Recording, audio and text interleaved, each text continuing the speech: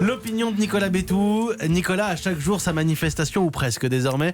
Aujourd'hui, ce sont les professions libérales qui feront grève et pour certaines qui défileront pour défendre leur régime de retraite. Oui, et ce sera le cas en particulier des avocats, puisque 90% des barreaux feront grève. Grève contre le doublement de leur cotisation retraite et contre le siphonnage par le régime général de leurs 2 milliards d'euros de réserves excédentaires. Une profession très remontée donc, comme beaucoup d'infirmières, de médecins libéraux, de kinés, de pilotes aussi. Est-ce qu'ils ont des chances d'être entendus ? Bon, ça prendra sûrement du temps, car évidemment, et même si cette journée d'action commune est historique, la puissance de frappe de 14 professions sera toujours inférieure à celle des grévistes de la RATP.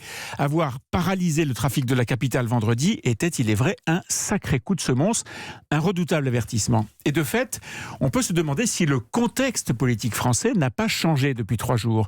Le retour des violences urbaines samedi à Nantes ravive en effet la crainte d'une résurgence de la crise des Gilets jaunes. C'est une mauvaise nouvelle pour la majorité et cela augure mal de ce qui peut se passer samedi prochain, où les Gilets jaunes se sont donné rendez-vous à Paris. Prudence, prudence donc, se dit-on, du côté du gouvernement. Mais ça fait un petit moment maintenant qu'on entend le président de la République promettre consultation, écoute des Français, en somme, être plus prudent. Prudent, voilà, c'est vrai. Et Édouard Philippe avait déjà annoncé un calendrier super allongé pour la mise en place de la réforme des retraites. Bon, c'est vrai aussi que personne n'avait vu venir le mouvement des Gilets jaunes et que tout le monde redoute ce qu'on appelle l'agrégation des mécontentements. Vous savez, Gilets jaunes plus grève des urgences, plus contestation sur les retraites, c'est le cocktail explosif qui est dans toutes les têtes depuis longtemps. Sauf que jusqu'ici, cette fameuse agrégation n'avait jamais eu lieu. Et c'est ça qui est en train de changer ?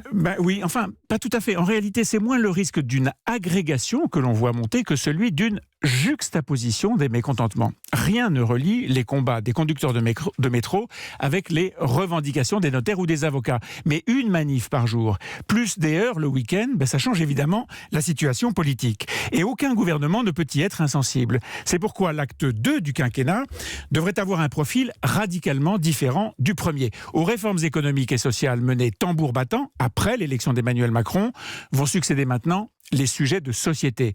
Le projet de loi de finances qui sera présenté dans 15 jours finira de sanctuariser les coups de pouce au pouvoir d'achat lâchés à la suite des événements violents.